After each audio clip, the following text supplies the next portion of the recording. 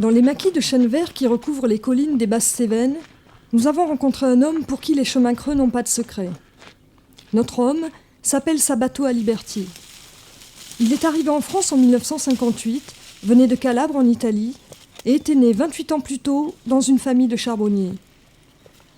À cette époque, les travaux forestiers étaient considérés comme travaux d'esclaves et en France, on faisait appel à des gens démunis qui étaient turcs, espagnols ou encore italiens. Après avoir travaillé comme bûcheron, puis dans une usine de déroulage et enfin à la mine, Sabato est aujourd'hui à la retraite et continue à arpenter les bois. Infatigable, il s'offre de temps en temps une coupe de bois et pourquoi pas une charbonnière. Aujourd'hui encore, pour Sabato, construire une meule reste un jeu d'enfant. C'est dans la propriété de Bernard Brison à Saint-Julien-de-la-Nef qu'il reproduit pour quelques amis ce savoir-faire ancestral. La construction d'une charbonnière est une opération fastidieuse qui va s'étaler sur plusieurs jours et qui nécessite de nombreuses manipulations. Le bois entreposé ici est du chêne vert et provient d'une coupe située à quelques centaines de mètres de là. Dans les cirques, ils font pas pareil, ils n'arrivent pas à faire ça.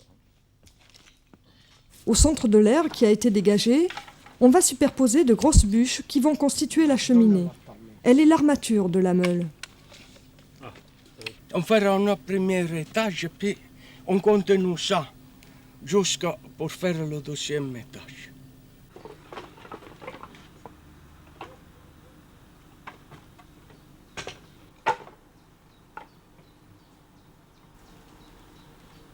Ainsi, tout autour de la cheminée, on va progressivement disposer le bois sur 2 étages. Les branches seront arrangées afin que les plus courtes soient à l'intérieur. Ceci, afin de donner à la meule sa forme caractéristique en dôme qui va favoriser son tirage. Encore. J'ai pas fini.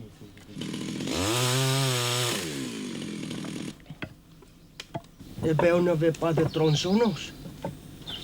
Une charbonnière qui faisait dans les 2 tonnes de charbon, on mettait 4 jours à 5 ou 6. On travaillait comme ça avant. Celle-ci, Sabato et son fils mettront 4 jours à la construire, avec 3 à 4 stères de bois. À ce stade de la construction, il nous faut retourner sur le chantier d'abattage pour tailler les branchages avec lesquels sera recouverte la meule.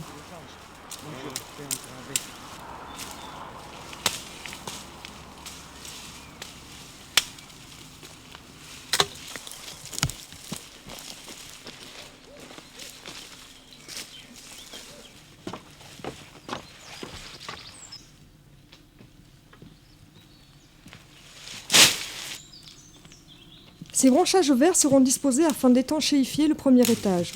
Pour le second, nous utiliserons des feuilles. Pour finir, la totalité de la meule sera recouverte de terre.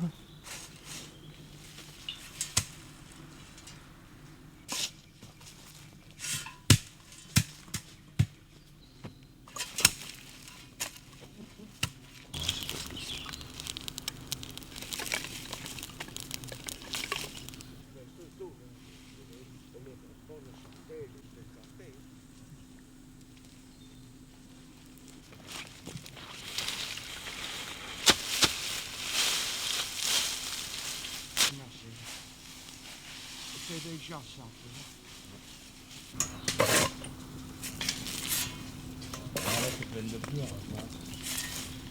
Au 4e jour, la meule est prête et la mise à feu va pouvoir se faire. On dégage la cheminée et on y dépose la braise. La cheminée va confiner le foyer au centre et va ainsi favoriser la montée en température de la meule. Au cours de la cuisson, cette température va atteindre les 400 degrés.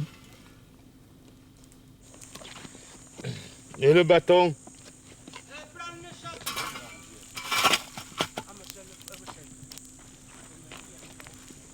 C'est brûlé là, le Christ. Superstition oblige, à ce moment crucial, on protège la charbonnière du mauvais œil des visiteurs éventuels par une croix.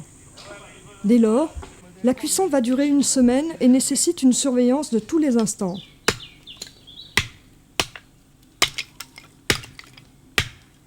Pendant les premiers jours, on va régulièrement alimenter le foyer ou plutôt selon l'expression, donner à manger à la charbonnière. La maîtrise de la cuisson dépend maintenant d'une gestion minutieuse des courants d'air. Ces réglages s'opèrent au moyen de petits trous que l'on fait dans la meule. Progressivement, la carbonisation se fait de haut en bas et les gaz et goudrons contenus dans le bois s'échappent par les orifices. Brûle pas, c'est carbonise. Des fois, ça arrive. Alors, avant qu'on le connaît la couleur de la fumée, on sait ce qu'il nous reste à faire. Comment on fait pour l'expliquer, ça? C'est très difficile, moi je ne sais pas l'expliquer. Je sais le faire, mais...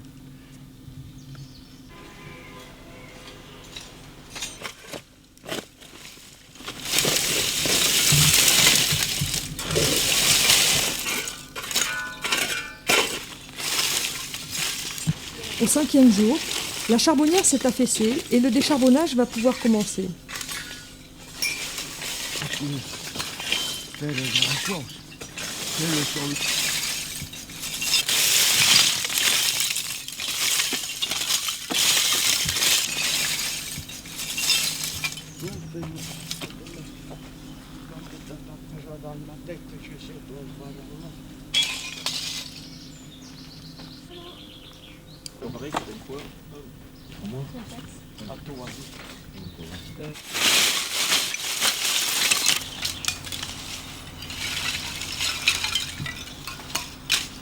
Regarde,